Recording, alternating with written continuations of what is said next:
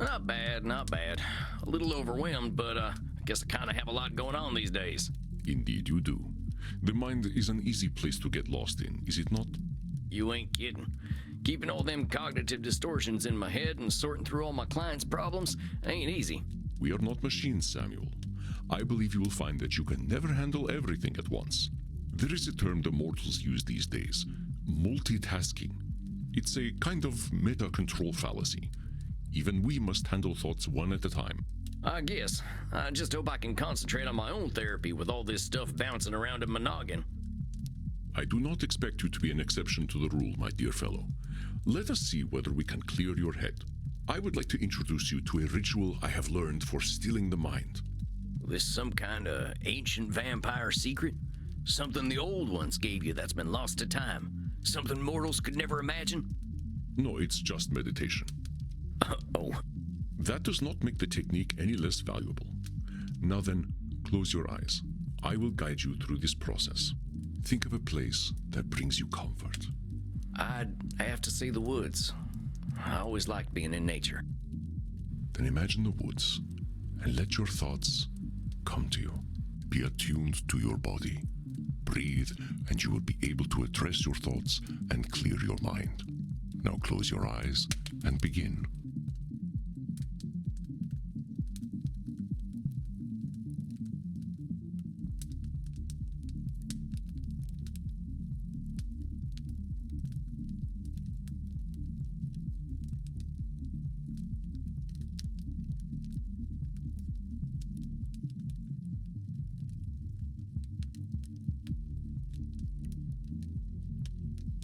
I ain't cut out for this therapy thing.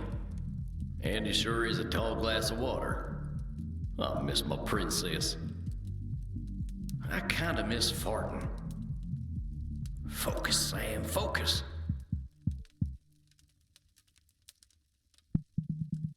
Who's got a pretty mane? Wonder what's on Batflix. Should I hook up with Reinhardt?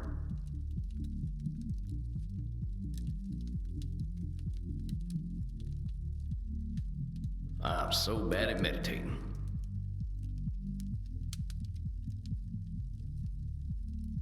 I like blood from San Antonio, not New York City. Relax, ain't no vampire hunters here. Who's my favorite horse? Is it you?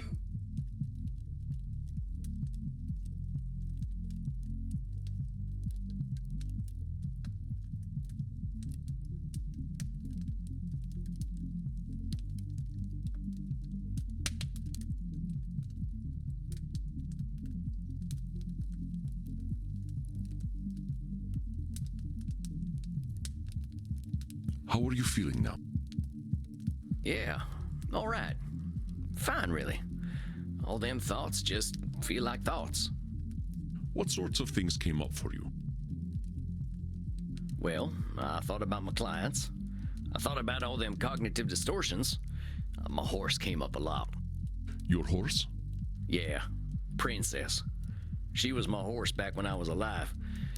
I still think about her every day. I can't really... I understand. I have bonded with many horses in my own life, but it sounds as though the loss of Princess was particularly fraught. Yeah. Would you like to start there? Not sure I'd like it, but seeing as it's come up, maybe we should talk about what happened to her. It's got a lot to do with my old gang. I mentioned them before. The Mystic Bastards was their name. They were the gang to join if you had nothing to lose, and I had nothing to lose. That sounds like some Nosferatu thinking, my friend. Oh, I can see that now. But it turned out I still did have something to lose. And they took that from me to prove my loyalty. They took my princess, killed her in cold blood, and made me watch the whole thing. They made sure she saw me too. Oh, Samuel, I am so sorry. I just stood there, watching her dying, with them big eyes looking at me like she knew I betrayed her. They knew what it would take to break me, and it's my fault for letting them do it. But Samuel, these mystic bastards. It sounds as though these loyalty tests were a cruel, mechanical part of their indoctrination process. These are the actions of a cult. They had no special care for you or your princess. Well, it sure as shit worked. They knew where to hit me, and it's my fault for letting it happen. What they did, Samuel, had little to do with you personally. You were vulnerable, and they took advantage. This is what cults do. But Samuel, you are exhibiting a cognitive distortion known as personalization. You are attributing the mystic bastard's actions entirely to your own supposed failings. While it is natural to grieve for your horse, holding yourself solely responsible is neither fair nor accurate. Hold on a sec, my head's hurting. I can't hold on to all them distortions all the time. Ain't personalization a lot like a control fallacy? An astute observation, Samuel. Personalizations are often a form of control fallacy. While control fallacies often manifest as a belief that you have more control over external events than is actually the case, personalization is a more specific tendency to believe that external events are reactions to you. But let us leave control fallacies out of the picture for now. You are correct that keeping all distortions in mind at once is unrealistic. I would not interrupt your thoughts if I did not think personalization important. You are shouldering the blame for Princess's death. I can see that. Well, if it ain't my fault, who else's is it? The mystic bastards, of course. Let me put it into perspective for you. I will make a series of statements, and you help me identify the personalization distortion. I overslept in my coffin because I forgot to set my alarm.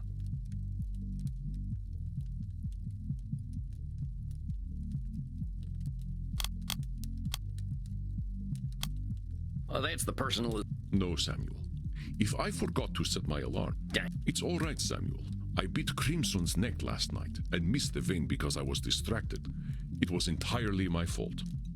Batflix raised my subscription price again because they knew I would pay no matter what. Well, that's the personalization. Batflix has no earthly clue who you are. They just raise their subscription prices anyway. Just as your gang planned to isolate members from their former lives. Do you see the connection? I guess so. I was just too stupid to see it at the time. Ah, calling yourself stupid is what distortion? Yeah, it's labeling. But I should have known anyway.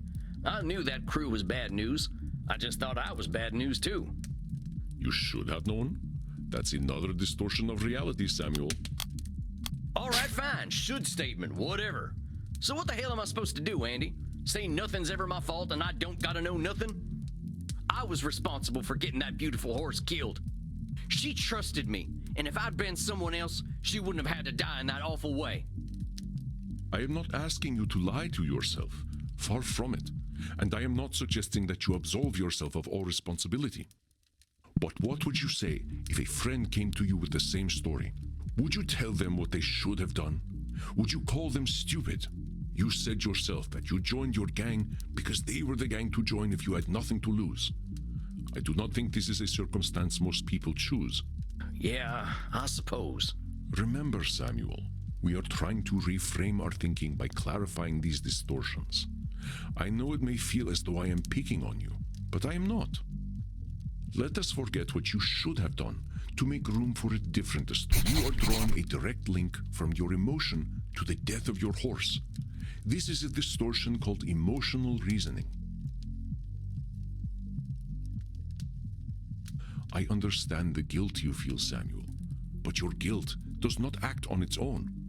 This terrible thing, it did happen, and some choices you made undoubtedly created the circumstances for it to occur. You are not blameless, but let us restrict your blame to what you have actually done. I'm sorry. I get awful worked up when talking about my princess. You should have seen her, Andy. She had these eyes. She looked right into my tainted soul and still loved me. I understand, Samuel. We feel tremendous guilt when we fail an animal. When we look at reality, it is not to dismiss our burdens, but to process them fairly. I would like you to understand emotional reasoning so you can see how emotions color our thoughts.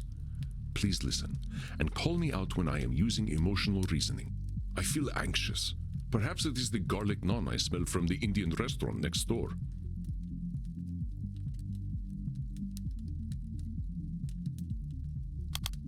Well, that's some emotional reasoning, right? But this is not emotional reasoning. I do not suggest my anxiety is the cause of the garlic, but rather the... Oh, yeah, that makes sense, I think. I have no clue. But there is a lot about being on... Yeah, I guess I try not to question the weirder stuff. The mood in my club is somber tonight. I am sure it is a reflection of my own dark mood. That's the emotional reasoning right there. I don't think them folk in the club know too much about how you're feeling. Exactly. Our emotions can feel all-encompassing, and that is purely biological. We are animals, Samuel. There is a small cluster of brain tissue at the base of the cranium that tells us we are safe or that we are about to die. The complexity of our existence is at odds with our biology, but we have the logic to recognize it. Well, if reincarnation's a thing, I think I'd rather come back as a horse.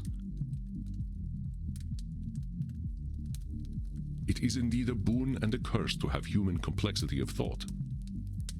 No kidding. If I were a horse, I'd know better than to join any cowboy gang, let alone the Mystic Bastards. I'd be happy with a bag of oats and a field to run around in. How did you end up with the Mystic Bastards in the first place? Well, like I said, I didn't have much choice. Nobody would have taken me in at that point, except a hangman, maybe. I wasn't a vampire yet, so hanging didn't sound too appealing. The last job I did got my brother killed, and after that, my wife left with my daughter and I never saw him again. Can't say I blame her. I didn't have nobody. Ain't no surprise that a vampire gang would be the only people to take me in. Aha, so that is how you turned. Yes, sir. It wasn't pleasant. Not the candlelight and writhing body sort of affair you see in mortal vampire stories. That is terrible, Samuel. The turning is never easy. How did they find you? That job that got my brother killed? We partnered up with one of them Mystic Bastards for it. He knew where to find me. And he knew you were vulnerable and that you had no place to go. I've thought about that.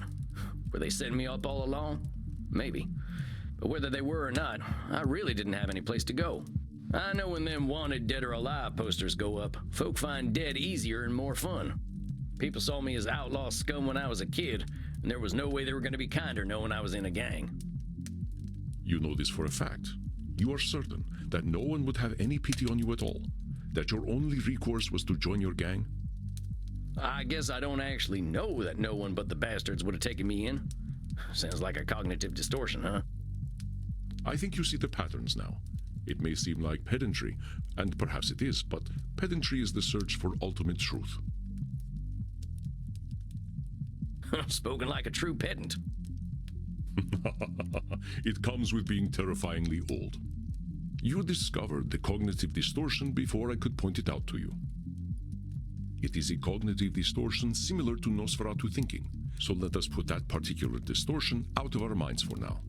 Yes, things were grim for you, but your experiences caused you to assume that there were none who would favor you with a kind eye. You were exhibiting the cognitive distortion of overgeneralization, the idea that no mortal could accept you. This clouded truth made you vulnerable to the Mystic Bastard's approach. Damn. Maybe you ain't wrong, huh? I should have joined the Foreign Legion or something. Dang it, should statement. Your mind is not a cognitive distortion shooting gallery, Samuel. Cut yourself some slack. All we seek is recognition of our distortions, not perfection and not punishment. Let us test your ability to recognize overgeneralization. Then I believe we will have covered enough for tonight. Allow me to begin. Elder vampires are insufferable. They all think they know everything.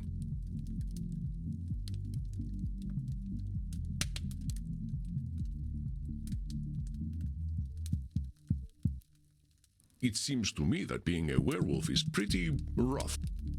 Vampires from Transylvania all have funny accents. I want to suck your blood. I don't believe you have found all my overgeneralizations yet.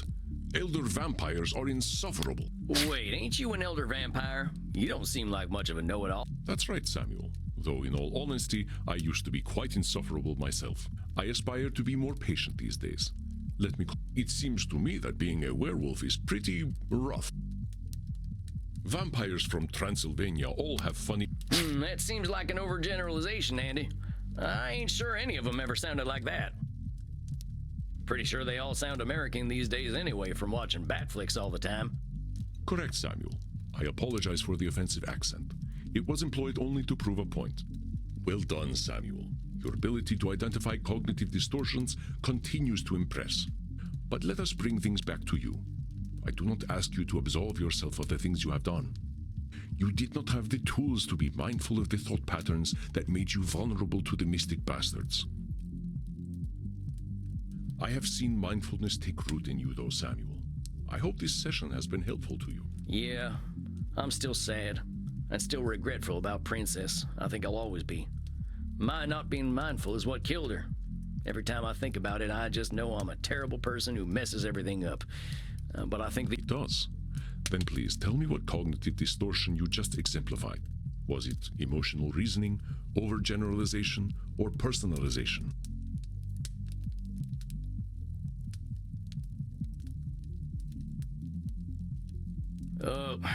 Masterful deduction, Samuel. Your sense of self-awareness is most impressive. Remember, cognitive distortions are not a cudgel to beat yourself with. Yeah, I was gonna ask about that. If we're spouting cognitive distortions all the time, ain't my clients gonna be mad at my constantly interrupting them? You continue to impress. Yes, we cannot bully our clients with distortions. Thus, I find it is best to clear our minds and focus on a few during each session. Keeping endless distortions in mind is not easy for a therapist either, after all.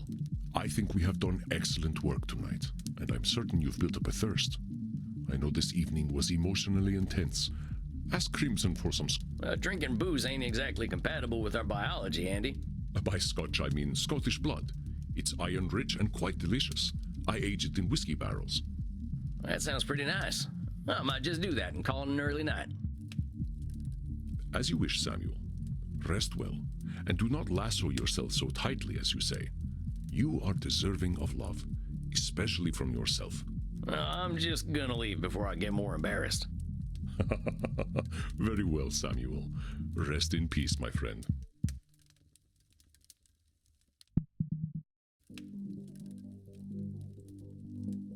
Samuel, greetings. You are seeing Dr. Drain again tonight, yes?